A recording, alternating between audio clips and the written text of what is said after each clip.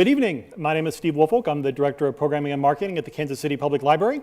And I'm joined tonight by my good friend, Daniel Handler, AKA Lemony Snicket. Hello. Who's here to talk about his... A pleasure to see some of you and to know that some other people are around. And we're going to be chatting a little bit about Lemony Snicket's new book, Poison for Breakfast. Before we get started, we had an opportunity this morning to visit some library locations, and I wanted to show you all how that went. Hello, I'm Daniel Handler, often mistaken for Lemony Snicket. I'm here in Kansas City, where the Kansas City Library has invited me to speak about Mr. Snicket's new book, Poison for Breakfast. I thought I would visit some of the branch libraries and just see how everything is doing.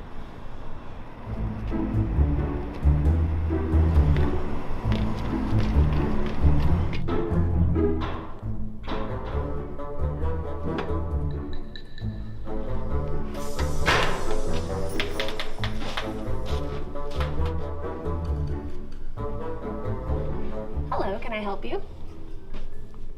I'm relieved to see that this library is taking all of the necessary pandemic precautions, though it is a little awkward to talk to a stranger through glass or plastic. Hello! Hello! Can you hear me?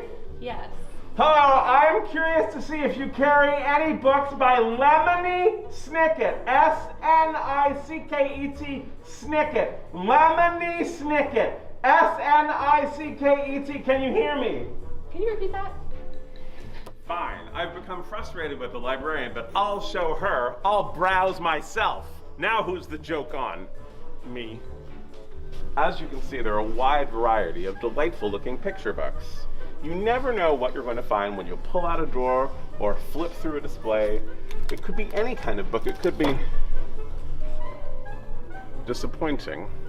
When you find a dangerous book in the library or a book you don't think other people should read, there are two things you could do. One is to create a long, tedious political conflict. The other is to merely hide the book. That's what I'm going to do. Where can I put this book where no one will see it?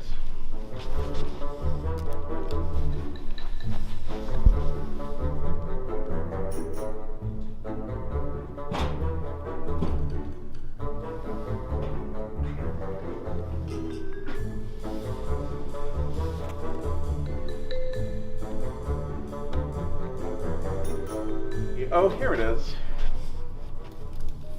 This new book by Lemony Snicket, Poison for Breakfast, is a philosophical murder mystery that's appropriate for the entire family. That's why I'm bringing it here.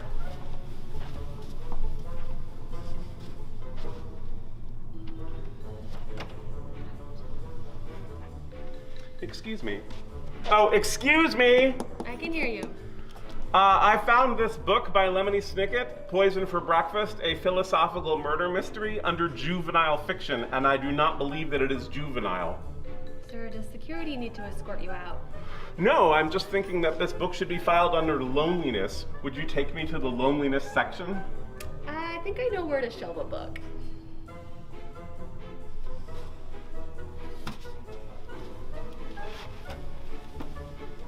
It looks like I found the loneliness section after all.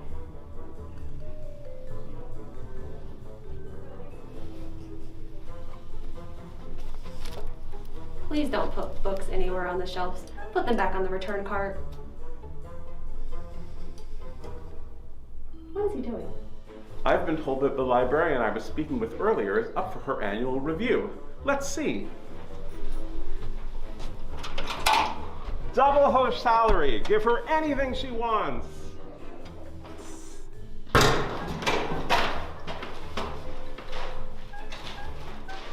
I've had a pretty lonely time here. Perhaps I'll have some better luck at the next location.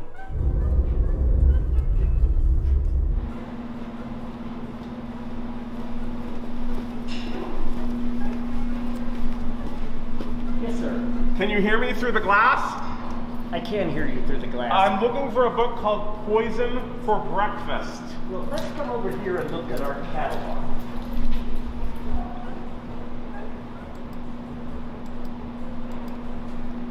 Poison for Breakfast. It's like breakfast, but one word. and it looks like there's a copy at the southeast branch, but the Plazas branch copy has been checked out.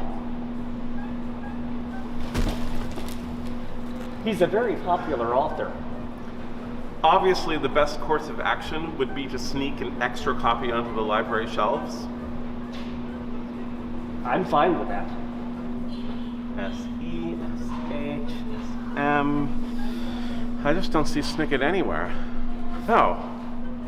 Well, I don't know if I should put it near such dangerous books. Should I file it under Red?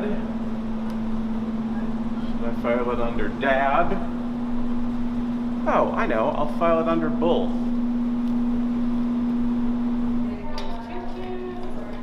Excuse me, sir. Would you or your wife care for a philosophical murder mystery?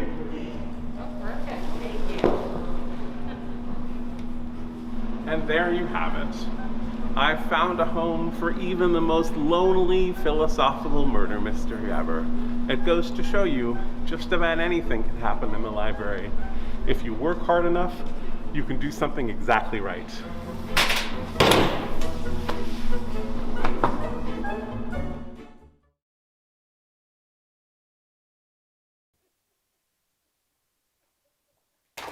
It was a lot of fun. So I do want to mention real quick that that first library you saw was our Northeast branch. That was remodeled during the pandemic, and not many people have had a chance to see it, but I hope you can see from the video. It is a gorgeous building, and I hope everybody gets out to see it soon. Now that everything is starting to open back up, it's worth the trip. I liked it. So, Daniel, you acknowledge early on in this book that this is something of a departure for you. And I've been wanting to ask, did you set out to write a philosophy book, or did it just kind of happen in the process of writing a mystery? It happened unexpectedly. I was thinking about the idea of writing some kind of book that was nonfiction at its core, and it's because, part of it was because my son, when he was beginning to be old enough to choose his own books, was choosing nonfiction, of course, because his mother is an illustrator and his father writes fiction, so of course he chose the one kind of book that we had hardly any of in the house. And there's a lot of nonfiction for young people, but a lot of it kind of falls into the textbook Animals of North America category, or the kind of historical narrative story of the civil rights movement category. And of course, God bless the civil rights movement and the Animals of North America. But there wasn't a lot of nonfiction that was the kind of nonfiction I like to read, which is kind of wandering and musy. And so I didn't know if that could be a book. But then unexpectedly, I had a summer free, like I was 11. I thought I was going to spend the summer in the city of Vancouver, Canada, where in several warehouses they were filming under the auspices of Netflix an adaptation of a series of unfortunate events. And I thought I was going to be there all summer in the warehouses. But as often happens with me and a major entertainment company, they said, please no, please stay away. And so I had a summer free. No one knew where I was going to be. It was very exciting. So I spent a lot of it in a library. I was in a small town in Massachusetts, and I would go to the library every day.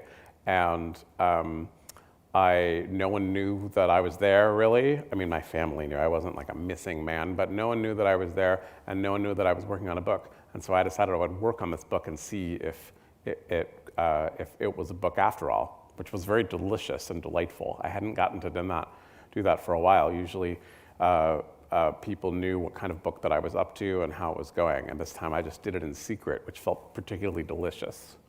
So I recommend having the summer off and doing something that nobody knows about.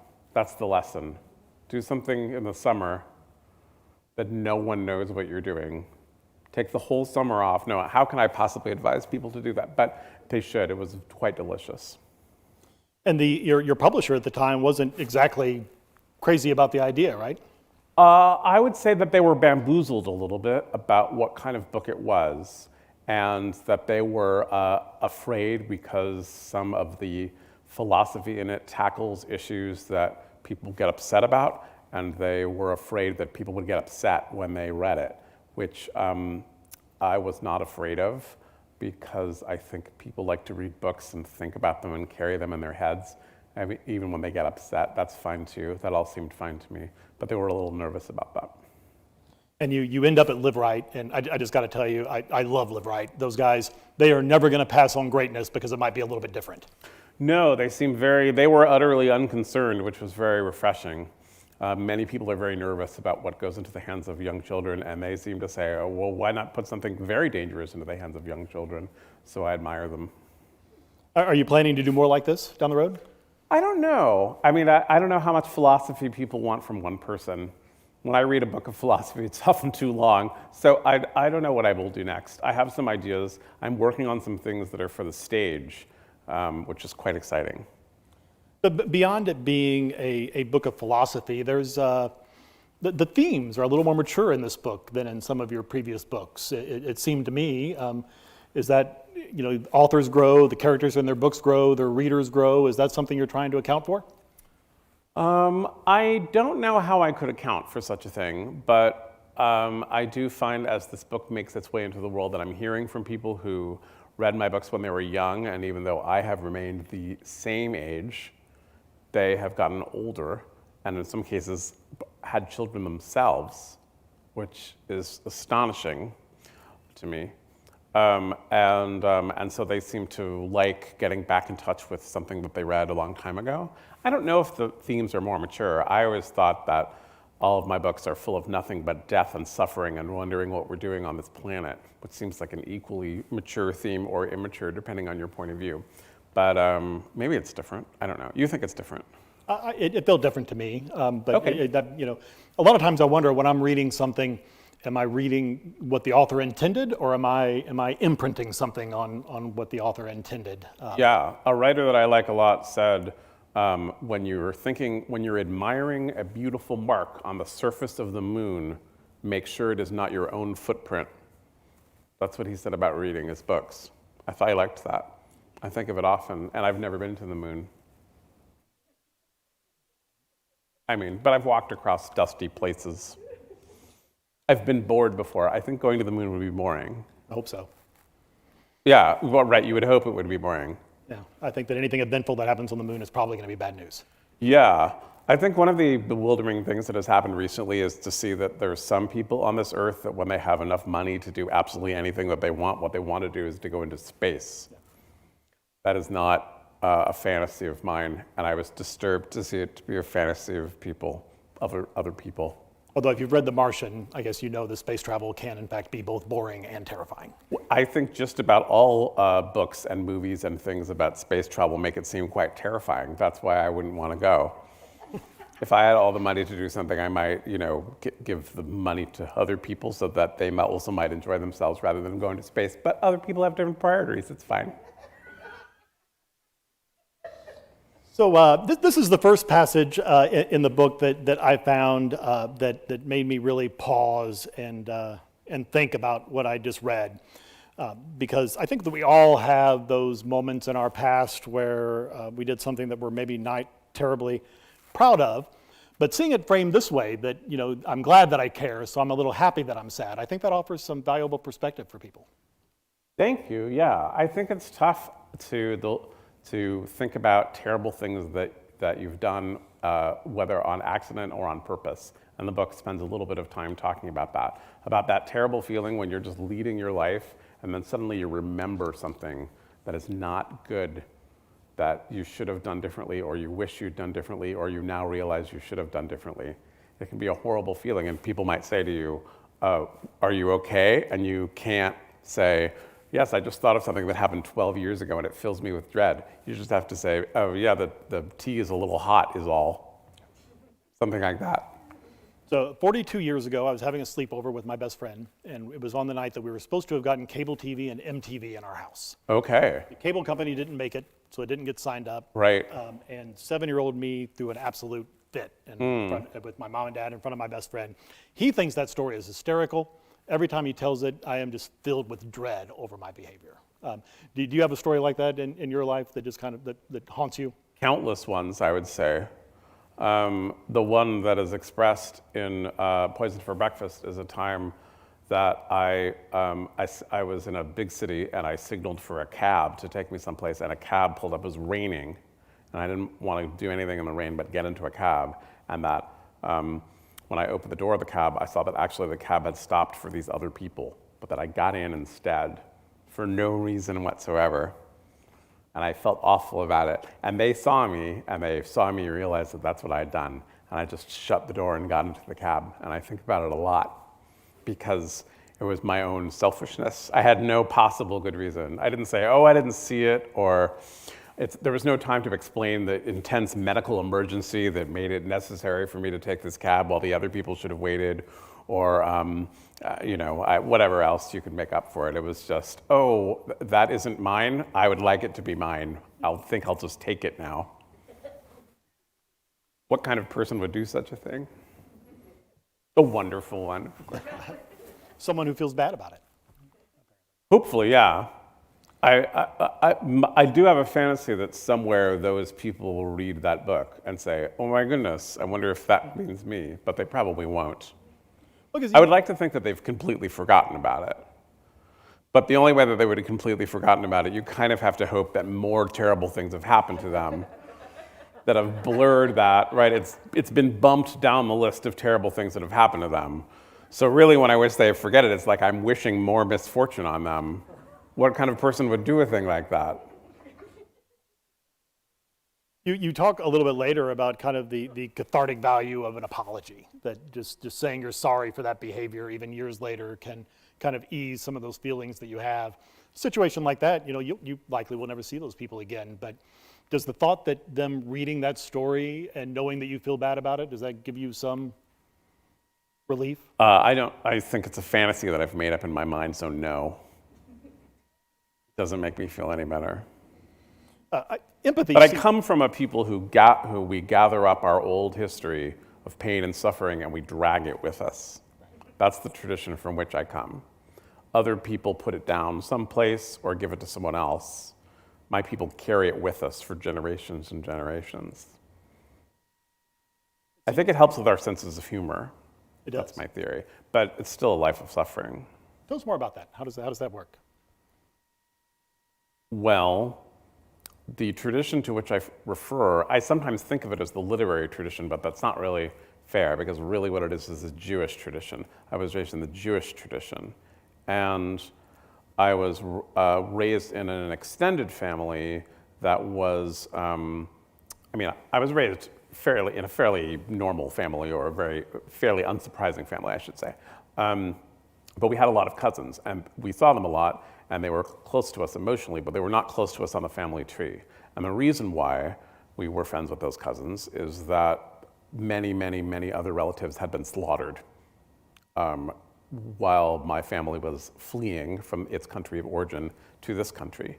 And these stories of who didn't make it were the stories that got told around the table. And they were very meaningful stories to me and very moving stories to me. They were the first stories that I remember really, really liking. And the reason why I liked them is because they showed the world as it made sense to me, which is that just because you behave well does not necessarily mean you'll be rewarded, and if you behave badly doesn't necessarily mean you will be punished. And I took those stories very much to heart, and I think that you can find them in works by Lemony Snicket, as well as many, many other writers, especially perhaps Jewish writers. And but the other thing I remember is that people laughed a lot. There were many, many jokes about those things. And the jokes and the terrible stories went hand in hand all of the time. And so I associate them together. There's something funny about endless misery, and there's something miserable about endless fun. And I think that those things came together a lot in how I was raised and how I continue to live. So we talked a little bit at the outset about how this book is different, but one thing that certainly remains, or at least I think it certainly remains from your previous books, is that it's kind of a love letter to the written word. And I think that most writers are probably avid readers, but you seem to be even more an avid reader than most writers that come through here. Can you tell us a little bit about the importance that reading plays in your life? Well, it would almost be easier to explain why everything else doesn't play as much of an important part in my life. But the short answer is where we are now, and where the location of many a book by Lemony Snicket is, which is a library.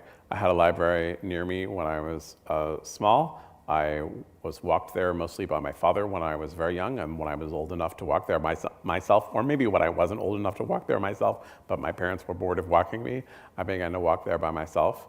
I had very, very good librarians in the children's section who were wonderful and guided me, and it makes me a little sad that one of the ways I know in which they were wonderful is that they were invisible. I don't really remember their names.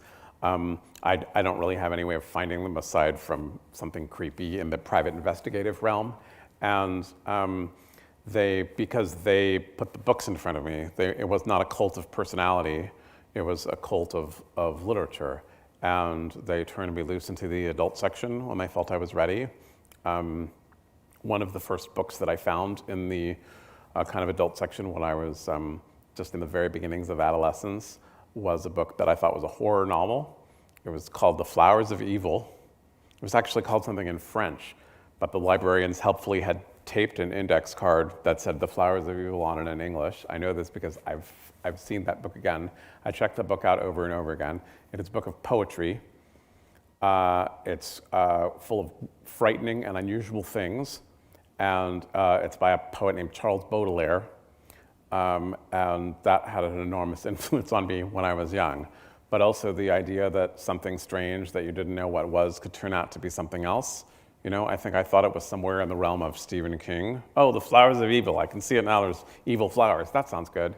And then I took it home, and it wasn't anything like what I thought, but it was something wondrous. And the idea is that all over the world, people have been writing things for so long and writing them down, and that they all see things differently, and that you have an appreciation for the sheer breadth of the diversity of the world in the literary tradition. There are other ways to get it, but that's how I got it, was in literature and reading. I like to read a lot. So I mentioned to you earlier that personally I'm a rhythm writer and I'm a rhythm reader. And there are several places in this book where the writing is just, it's beautiful. You know, I hate to seem like I'm pandering, but it really is. And a little pandering is okay.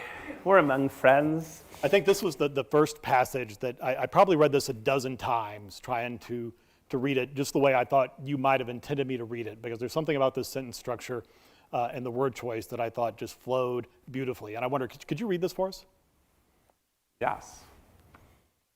I like to think of my finest hour as an actual hour in which I am at my most true and good. I don't know when this hour is, whether it is in my future or if it went unnoticed in my past, but I keep watch for those 60 shiny minutes. I know they are somewhere. How much effort do you put into the rhythm of your writing and the word choice? Does that come somewhat naturally to you, or do you labor over that?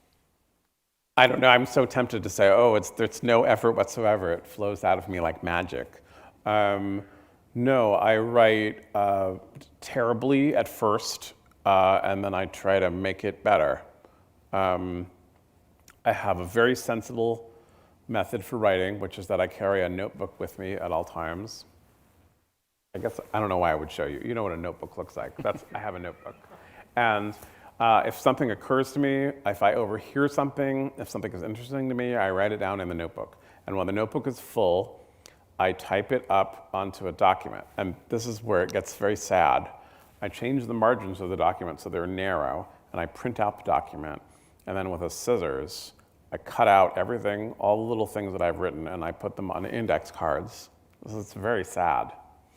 And then I move the index cards around on my dining room table. There's been a discussion in my household about whether the dining room table is for eating on or whether it's for moving index cards around on while figuring it out. Something doesn't matter. Then I put the index cards in what I think is the right order, and I put them in a wooden box, which, I'm sad to say, I stole from a library. You should never do it, even if it's easy. Even if it's a beautiful wooden box and it has a label on it that says, "This is not scrap paper," which is such a charming thing to put on a box. You should make your own box. You should never steal it from a library, even if it's from a well-endowed university that never missed it in one world or the next. No, you should not steal it. But once you have stolen it and it's in your home as a trophy of your selfishness and crime. What else can you do but put the index cards in it in a certain order? And then I take a little pinch of index cards and I put them on one side of the table, and usually in a cafe or in a library where I've returned despite committing theft. And I put a legal pad on the other side and I write things down on the legal pad.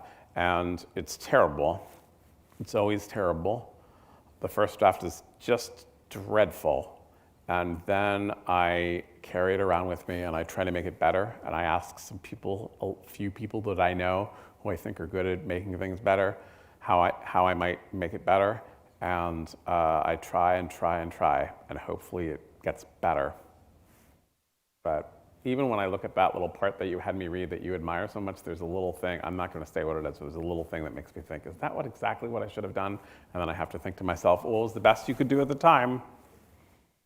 I like this sentiment because to me, where my mind goes is your finest hour is probably behind you in the sense of the finest hour that you've had to date, but it doesn't necessarily mean that it is your finest hour. We can always strive to have our finest hour again, to make our finest hour better than the previous finest hour. Yeah.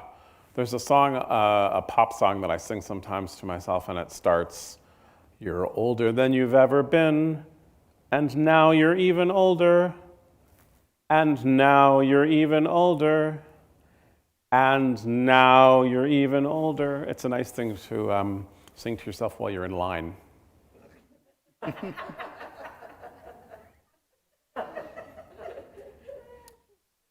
So here, but the word incomparable particularly makes me suspicious because I'm a writer and comparing things is part of my occupation. I can compare the pencil I am using to write these words and these words and these to my own life because it is sometimes sharp and sometimes dull, and because it is getting shorter and shorter the more I use it, and because even when I try to erase things, you can still see the marks they left behind. Tell me about the process of writing that bolded part right there. Do you remember what was going through your mind? Was that originally part of the... I mean, I don't have a photographic memory, thank goodness. But I think that part of this is stolen a little bit from a writer that I like a lot named Vladimir Nabokov. And he, in a book, I think it's the book called Transparent Things, he talks a little bit about a pencil factory and about testing the erasers at a pencil factory. So I think that's maybe something that I thought of it a little bit, but I don't really know. It was hard. I wanted to say something about the word incomparable, which is an interesting word to me, and so I tried to say as much as I could about it, and then I tried to get it short and interesting rather than long-winded and dull. I particularly like this because it goes from kind of light to serious to even, I mean, as this passage goes on, it just becomes more and more serious, more and more thought-provoking, and those last words really hit me hard. Thank you. Thank you, yes. That's, I think, the tradition I was talking about. I think some people are confused by the Lemony Snicket books because terrible things happen and also funny things happen. And people think it should be one or the other. And it's never been one or the other for me, and sometimes I think I have trouble telling the difference. Like when I thought about a loneliness section in the library today, that seemed appropriate to me. I thought, well, there should be a loneliness section. And I did a book with the illustrator Lisa Brown, to whom I happen to be married. That's a crazy coincidence. And it's called Goldfish Ghost, and part of it is about being lonely.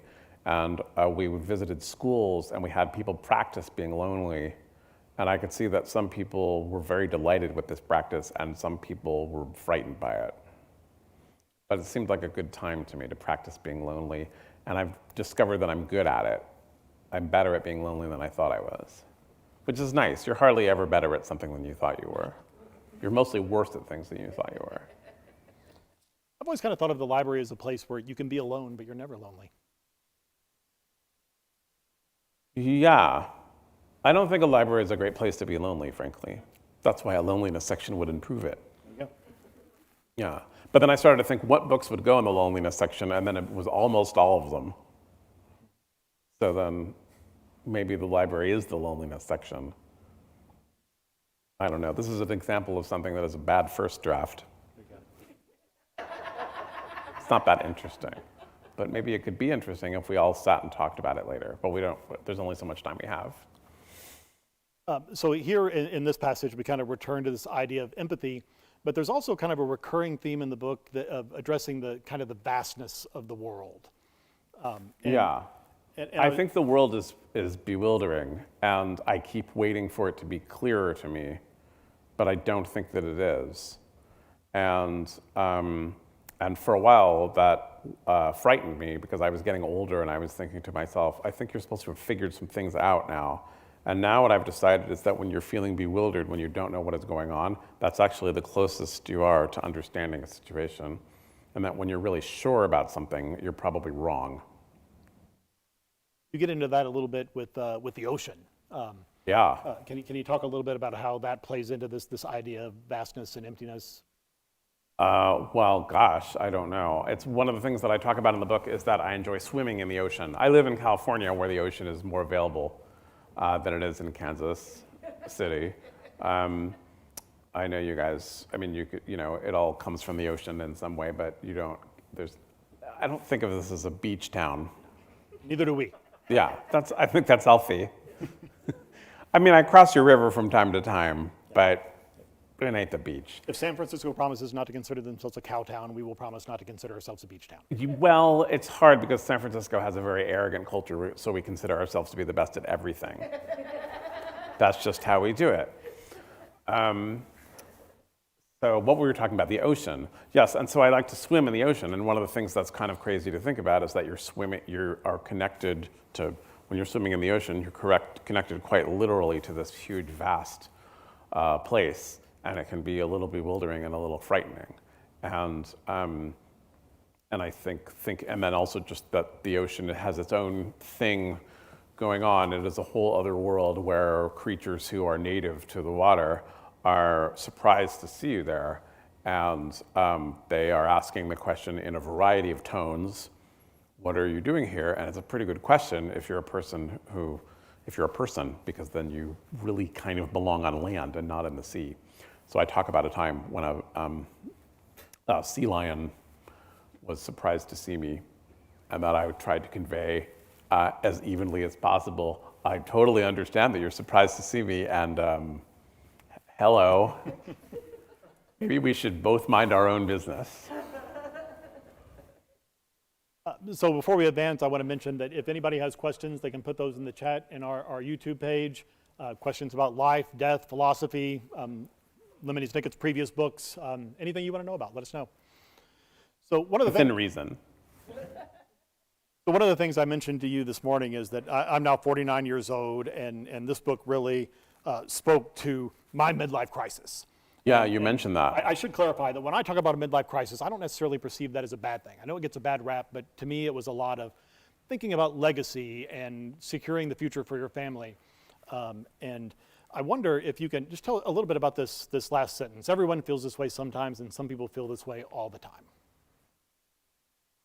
Well, displacement is something that I like to think about a lot, again, because of my own cultural heritage, in which in the Jewish history, we were together once in one location, and we were scattered to many, many other locations, and have been terrorized in many of those locations, and so feel a little displaced in the world, I think is a very normal feeling for that. But it is, of course, to say that it's not restricted to the Jewish people is a great, great understatement. I think there's not an individual on earth who doesn't feel sometimes, where am I and what is going on? I do not feel at home here. And that's an alarming feeling. And then I think when you realize that there are groups of people in your own community who may feel that way more often than you do, because of the way the community is built, that your heart should properly ache for them, and that you should try in some ways to make that situation better. That's what I think. So you get a little bit more into that here, and I'm not going to necessarily read this for everybody at home, but I'll give you a second to read it yourself. But we continue with kind of these same themes. And I'm wondering about this. We put on disguises sometimes to pose as people we are not, to hide or to blend in, or just to see what will happen, hoping that our secrets will never be found out. What kind of secrets are you referring to here? You know, the secret kind that you might not say out loud on a stage. No, I think, I mean, one of the reasons that I like literature so much is that when you wander around the world, you look at people and you think to yourself, I wonder what they're thinking. And some people have told you, they've written it down, and you can go and see what they were thinking. And I think it's very, very powerful to do that. And when there's something happening, for instance, in the news that is happening to some slice of the population, divided however you want to divide it, I like to go and read something by someone from that part of the world, or someone who is from that kind of culture, or for someone who is that in whatever category to which it is happening, because I think it really can help you. And I think that those kind of secrets, those kind of inner thoughts that are often too terrifying to reveal when you're just walking around, are more easily revealed on paper. So I like to participate in that. That makes me happy to participate in the history of people writing things down that they're thinking. Is there an element of, when you talk about people putting on disguises, do you think that they're trying to hide their real selves from other people, or are they sometimes trying to hide their real selves from themselves? Are they trying to be somebody that they're not? I don't know. I think we all respond to our environment and try to act accordingly. For instance, I think this is a curious time in terms of this pandemic, for instance. I myself am lucky enough to be triple vaccinated. And so I basically respond to other cues about how other people are nervous in different situations, because I don't feel nervous for my own health, but of course I don't want anyone else to suffer on my account. And so, but it's that strange thing where I look around, and if everyone's wearing a mask and staying distance, then I am, and if everyone takes it off, then I'm not. I just kind of try to follow along to what people are doing, and then I think, but what do I really think? Do I really think I ought to be wearing a mask here? Do I really think I ought not to be in this elevator? What do I really think? But sometimes I don't know, because what I really think is, I'd just like to be here in the community, and I would like everyone to feel safe and comforted. And of course, sometimes you want to not go along with what everyone in the room is doing, because you want to stand up for something that you find more important, but oftentimes you're just responding to it. And I think that works with body language and with the words we use and with everything else, you know, and it happens to me certainly when I travel and I think, oh, it's like this here. I'll try to do this. Let's try to do this. I was just lucky enough to be invited to Oxford University. Do go if you have the chance. And one of the things that I got to do was I was invited to dinner, and the dinner had all kinds of crazed rituals of which I was utterly unaware, having never spent any time at Oxford University before. And the rituals were kind of explained to me at the last possible second, not out of maliciousness, though it seemed that way sometimes, but actually because everyone was so used to it that it didn't occur to them. So for instance, we ate dinner in one room. It's a very fancy room, a very old room. It's exactly what you picture. If you have any fantasy of what it's like, that's exactly what it's like. There were stern peoples in the paintings looking at us while we were eating. The food was okay. And then it was time to go for cheese and port. And so they said, stand up and you go for cheese and port. And then I was told two things that I'd done wrong. One was that I was walking with the wrong person to the other room, because I had to walk with a certain person. And then, of course, as everyone knows, you have to take your napkin with you. You go from one room to the other, and you have to take your napkin with you. So I thought, okay. I went back and I got my napkin and I walked with the right person. We sat down at a table, and the cheese was being passed in a certain direction. There was bottles of fancy fortified wine, as they say, and that was being passed in the opposite direction, and that was being passed with small wooden canes, which had been led on the table. So rather than picking up a bottle and handing it to someone, as I had always been taught you do, you move them with these little sticks. And then it was time to go up for coffee and chocolate, so I got up, bringing my napkin. Now, you don't bring your napkin to coffee and chocolate. Who on earth would do that? So it was another example of the bewildering world, and these were customs unknown to me, but I didn't feel like taking some political stance and saying your customs are ridiculous and I will not honor them. But sometimes there's customs that are ridiculous and you should not honor them. So anyway, it was a strange experience, but I do recommend it. Do go if you get the chance. Have you been there? I have not. I mean, if you like a library, it's hard to beat Oxford University. Those libraries are not messing around. They have, I had some friends there who were visiting scholars, and so they have access, full access to these libraries, so they were showing me them. And you can't believe what books they have, so many books on any possible subject. And I thought, if I were a visiting scholar, no matter what I chose to do, I would feel ashamed of myself for being in that library, because the library has everything. So the only thing to do would be to write a book about everything, which many people in there are actually trying to do. They've gone crazy with it, of course. So this passage in the book, especially this last line, this may be why we spend most of our lives drifting between nothing and something. I feel as though I instinctively understand what you're trying to say here, but I cannot for the life of me put it into words. Well, I think that's my job to put it into words. Your job is just to read them and Understand the words. Judge them. Yes, this is a portion of the book that's about Zimzum, which is a Hebrew word, but it is and a Jewish philosophical concept, although it is found in many other places. It's basically the idea that in order for the world to be created, this is where it comes from, in order for the world to be created, first nothing had to be created. So you could put the world on top of it. You had to make a space where there was nothing, and then you could make the world, which on its face seems a little goofy.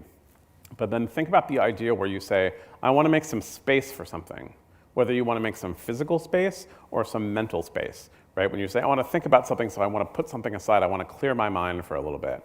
Or when you say, we have this new potted plant, so let's make a space for it, right? We have to make the space before we just put it there. And I think that that's an interesting thing to go through the world and think about. And so it proposes that the word did not come from nothing, but that nothing was made by something, so the something made nothing in order for something to come from nothing, and that's why we spend our lives drifting between nothing and something, right? And I think that most of the time that we spent, our brains drift away to somewhere else, as you probably were doing while I was reading that sentence very quickly that makes not a lot of sense when you hear it very quickly. So I think that's what I think of.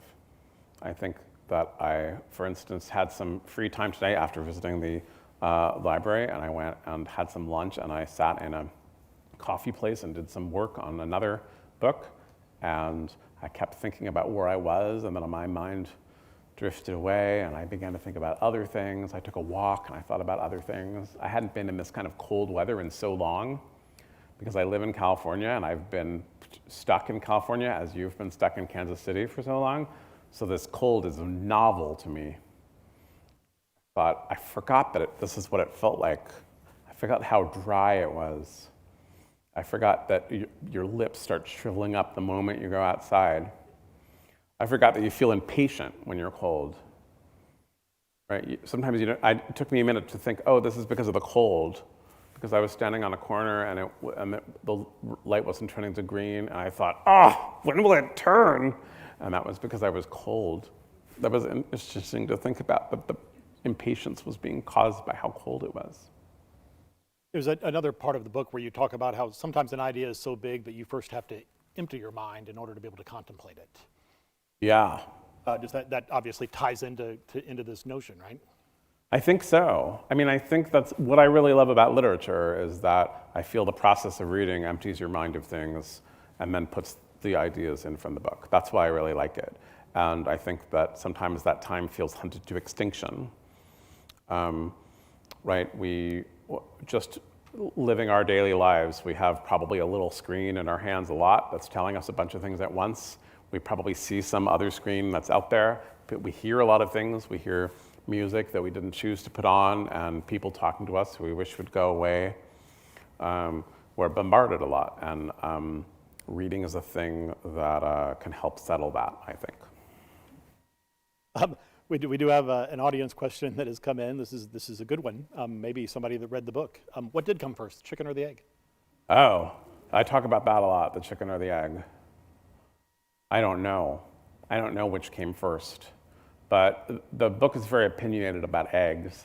because I think eggs are important, and because part of the inspiration for the book came when I was, there was a child around that I was kind of in charge of, and so I wanted the child to eat something, and it was breakfast time, so I was offering the child all kinds of things for breakfast, and the child did not want to have any of the things, and so I fried the child an egg. I participated in a long tradition of adults and children, which is that adults do something that the child has not asked for, and then get mad that the child isn't appreciative of it. It's really fun. You do something that they don't want, and then you say, "Why aren't you grateful?" And that's because they don't want it, is why. So I made this child an egg, and the child said, "I don't want this egg." And I said, "But I made it for you," which didn't work. And so I finally said, "Just eat it, it's not poison." And the child said, "Well, but when I'm finished eating the egg, I will be closer to the moment that I die. So it is poison." Which I thought was, I thought, you know what, you don't have to eat if you don't want to. And I ate the egg myself, and I wrote down, "You had poison for breakfast," which was the beginning of the book. But I thought that was smart. I think, and eggs seemed like an important part of that. So there's a long passage in the book about the best way of preparing eggs, which, as we all know, is soft-boiled. And I'm particularly prejudiced against scrambled eggs. And I know, I mean, you're a hero of a librarian.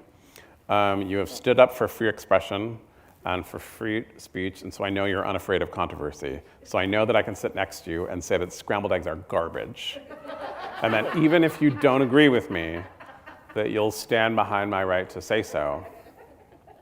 But when I was in Britain, I was not just visiting Oxford, but I was talking about this book, and I talked about this book with a chef, and he was very mad at me about what I had said about scrambled eggs. And I'm going to tell you what he said, and here's how right you know I am. He said, "People who don't like scrambled eggs haven't made them the right way," which is already suspect.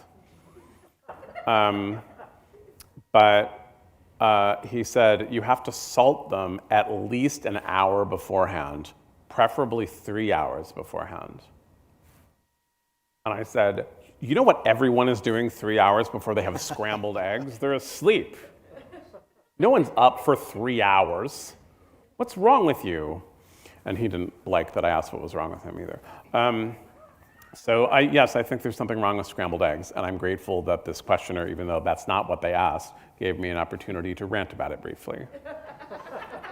I'm glad too, because my wife actually read this book before I did, and she kept telling me, "I can't wait till you read chapter 10. You're going to love chapter 10. Oh.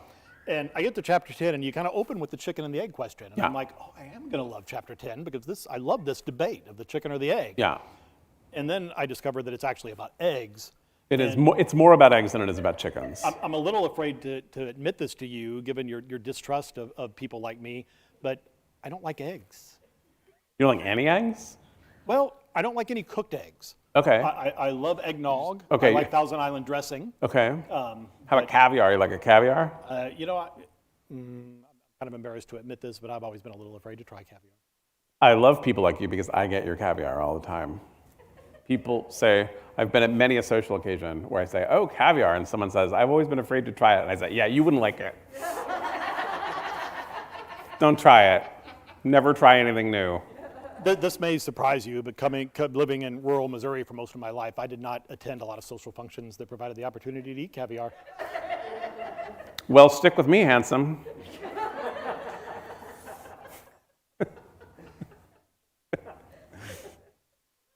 So I love this passage as well. Happiness, in my experience, is like a bowl of bananas, because if you pay too much attention, it gets gobbled away. But if you forget all about it, either a robber steals it or it ends up rotten mush. Yeah. Happiness is kind of fleeting, right? And we don't always think about in the moment. Yeah. I think that this passage, I think I have a little bit of an idea about where this passage came from.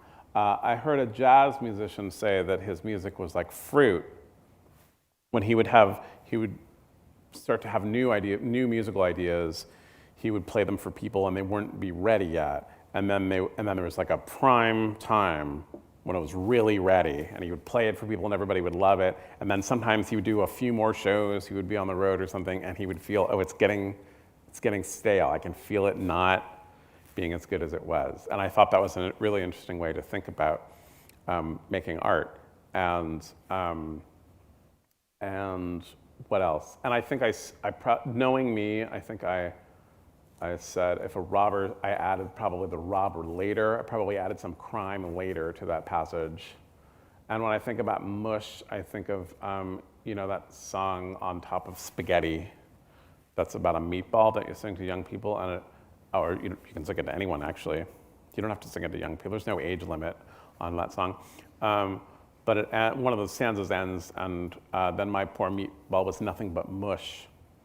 And I just remember that when I was young, that seemed very poignant to me. And when I sang it to my son, he always thought it was really hilarious, mush, it is a pretty funny word. I think that's probably where that came from too. Although I do, I guess, appreciate the fact that if you ignore your happiness long enough, you can make banana bread. Yeah, that happens a lot in our household. When I think of the really buckled downtime of the pandemic, I think of a lot of banana bread. A lot of banana bread was consumed. And it actually led to a philosophical discussion one night because we had dinner, and then my wife, I'm the main cook in the household, but my wife is the main banana bread baker. And she said, shall we have some banana bread for dessert? And I said, I think banana bread is day cake. And then we had a conversation about the word day cake, which I don't think existed until I said it out loud. And so now we're in constant comment about that. She'll call me and she said, I just had a piece of gingerbread, is that day cake or not? And I'll say, well, I need to know more, first of all. So we have a big conversation about whether it's day cake or not. And then we wrote a song called Day Cake, which I can't sing for you, but it is to the tune of Daybreak by Barry Manilow, which is a song that I don't know very well, but you can say day cake almost in the exact same stance as it. But I don't remember the rest of the song, so I can't sing it. Those of you who are watching at home on YouTube, as soon as this is done, you can look that song up. Yeah. Yeah, you might already know it. And if you don't know it, good for you, because I don't like it. But I'm just free associating now. But one of the things that I really love about American culture when I teach literature or writing, which is not very often about when I do, I try to say this a lot, but I think one of the things that is really central to know about American culture is that Barry Manilow did not write the song. I write the songs that make the whole world sing. That to me seems important because so much of American history is kind of stolen legacy and appropriation, and I think there's many ways to approach this problem, and Barry Manilow is not the most important part of it at all, but I think there feels something symbolic about the fact that he did not write the song. I write the songs that make the whole world sing. Which, it shouldn't be that surprising, but feels surprising, right? When you sing, I've been working on the railroad, everyone knows you haven't been working on the railroad, and no one's mad at you for it. No one says, liar. But somehow when he sings, I write the songs to make the whole world sing, you think, oh, I guess he wrote that song. But he didn't write it. Yeah. How shook were you when you discovered that? Pretty shook. Yeah.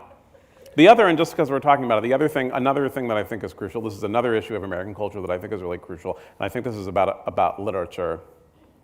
When Howard Hawks was filming the movie The Big Sleep, which is based on a novel by Raymond Chandler, a beautiful novel, but a very confusing novel. And they were filming it, and they suddenly got confused about something. They said, wait a minute, how could this character know this thing? It doesn't make any sense. And they couldn't figure it out. And so they called Raymond Chandler. They said, hey, Raymond Chandler, can you explain this part of The Big Sleep? And he said, how would I know? I thought that was good. We have another audience question. How would I know? Somebody says that the Zim Zoom discussion kind of lost some context because we didn't cover the religious aspect that kind of preceded that in the book. And I don't have a passage from the religious portion of the book, but I wonder, can you just summarize for us what your thoughts were leading up to that? Well, I mean, it's hard. I appreciate the question. I think I touched upon it a little bit because I talked about Tzimtzum as being a Jewish tradition, which is religious. But I talk about how difficult it is to think about God, and that one of my favorite writers in the world said that God made the world out of nothing, but sometimes the nothingness shows through, which I really liked, and that is part of the conversation about Tzimtzum. And it's also part of the conversation about swimming in the ocean, that particularly when it's very cold and you're swimming in the ocean, you can't really think, which is kind of a marvelous feeling. I think that the viewer is right that I did lose a little bit of context, because part of that passage is this idea of all the different beliefs in what God is, and Yeah. more importantly, what led to the creation of everything. Yeah. And some people believe that there was a deity that created everything. Some people believe that everything just kind of sprung up from nothing. And in a way, Tzimtzum nicely combines those two beliefs into something that is... Yeah, I think that's a nice way of thinking about it, yes. I don't know how you could have put that in context any better than if you've read the entire book out loud and then asked me questions, I think that would have been exhausting for you. I told you when we started, or before we started actually, that this was a hard book to frame a conversation around, because it's hard to discuss a murder mystery without giving away too much of the mystery. Yeah. And it's just hard in general to talk about a philosophy book. Well, that's why as I'm going around talking about this book, in places that feel like they can welcome someone onto a stage, that I've always been in conversation. I like the conversations that spring from this book, and it feels like the kind of book that is worth talking about with someone else rather than standing up and presenting. So, which has been fun for me, because a lot of things that I've done in the service of books by Lemony Snicket are very performative. So I'm up on a stage and I'm doing things and I'm telling people, and I thought this might be more interesting to have a conversation. Also, I think I missed having conversations. Another writer that I know, actually I don't know why I'm being cute about it, it's Gregory Mcguire, who's most famous for writing Wicked.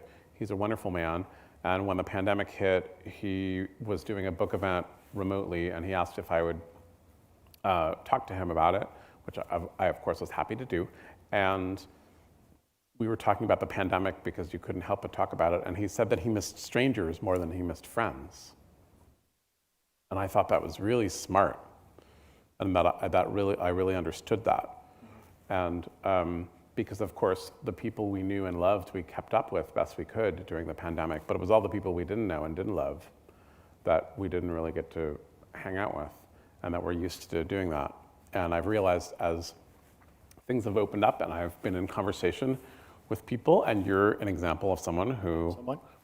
You're an example of someone, and you're an example of someone I kind of know, but we didn't keep in touch during the pandemic. We didn't say, oh, we'd better look at each other on this screen or anything like that, and that I've missed you. I missed you. I would be remiss if we didn't talk a little bit about libraries, seeing as how we're sitting in one, and they play I'm in favor an of them. important role not only in your life, but in all of your books. I love this passage here. I wonder if you could read this for us. Sure. Books, however, are just one part of a library. A proper library has at least one fantastic librarian, preferably more than one, so if the fantastic librarian goes out to lunch or falls into a tar pit, there will be a spare. Oh, more? A fantastic librarian knows more about what you are looking for than you do, the way a cookie in a bakery knows you want to eat it before you even know it is out of the oven. And like a good cookie, a fantastic librarian doesn't show off about it, just waits silently for you to open your mouth. And one more. Oh, wait a minute. I'm sorry. So this is, I'm sorry, I thought I had one more library quote in there, but I didn't. That's all right. But I wonder, can you just talk a little bit about the role that the libraries have played in your life from childhood till today, and how that has evolved? I talked a little about it in childhood, but I'll say that another thing that happened to me growing up in San Francisco with the library is that the San Francisco Public Library is the first library system that hired a full-time social worker. And it was perhaps ahead of the curve in that particular statistic, but I think all good library systems have been thinking about ways that they serve the community and what access and what knowledge and information means in a world that isn't just the part that happens to be my favorite part of being in a library, which is going and looking for books.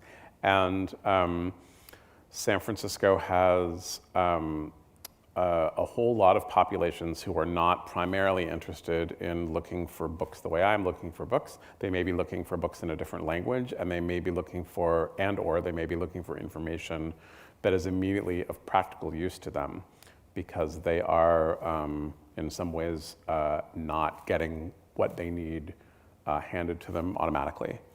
And so I saw, even in the library that was right near my home, which was a perfectly comfortable neighborhood, but there were many people who spent all day at the library because they had nowhere else to go.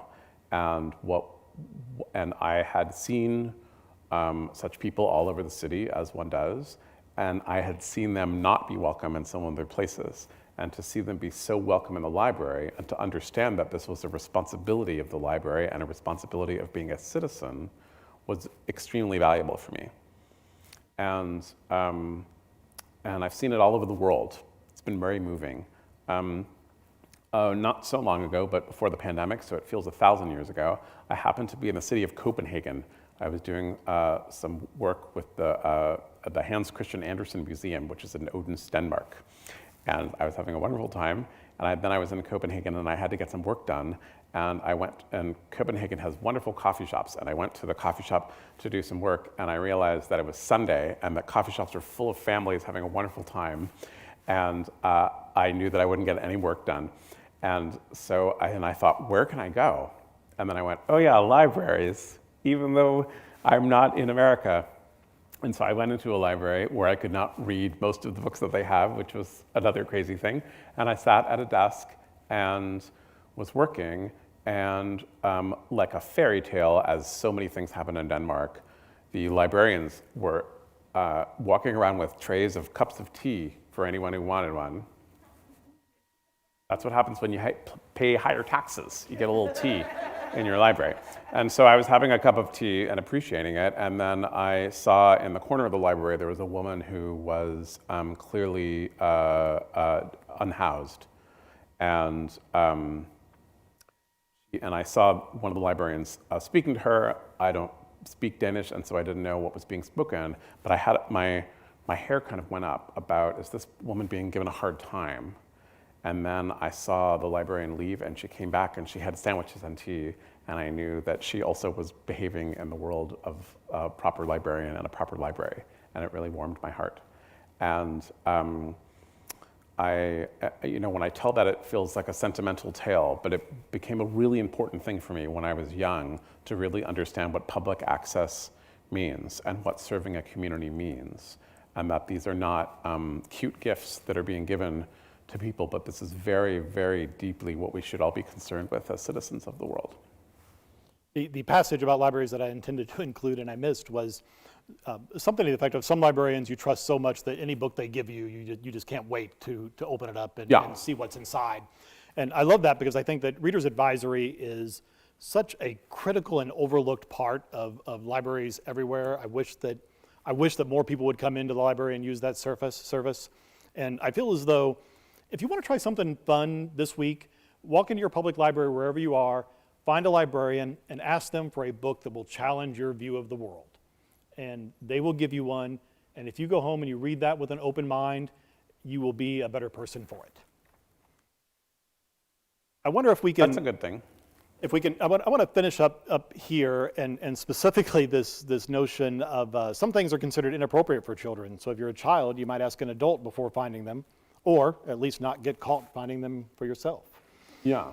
Kansas City, the Kansas City area right now, our school libraries are kind of under siege by some parent groups that are convinced that some books don't deserve to be on the shelves. And I wonder if you could speak from your perspective on the importance of not removing items from the collection and ensuring that there is a diverse and representative collection of books that everybody can see themselves in. Well, what I will say is that I think the idea of standing for open libraries and against censorship is actually a very difficult idea to hold.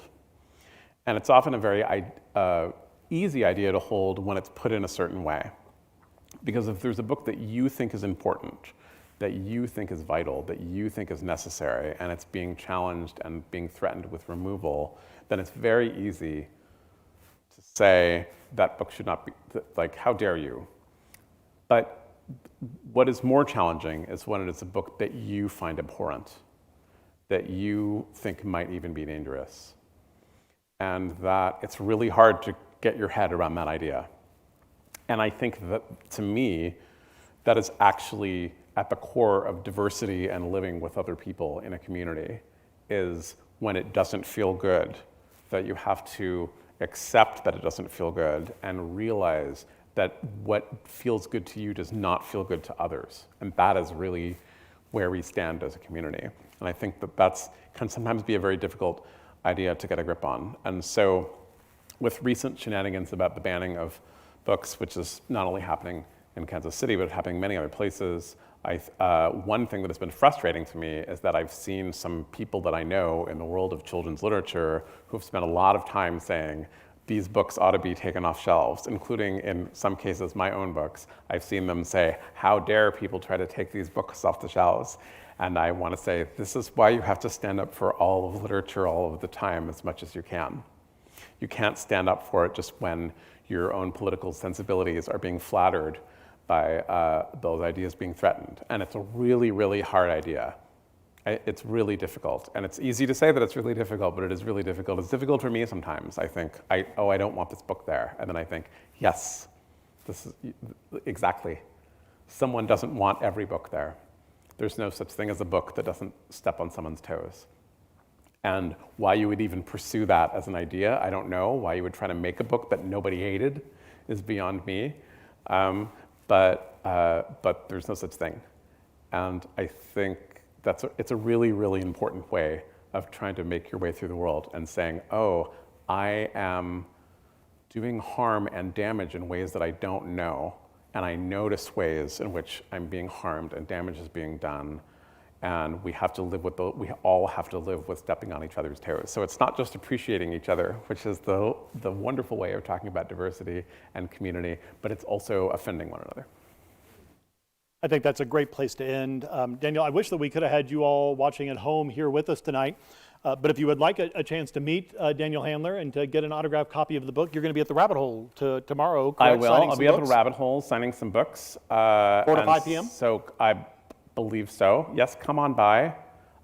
It's announced online in case that time isn't right, because I never know what I'm doing. But I'll be there at the emerging Rabbit Hole signing some books.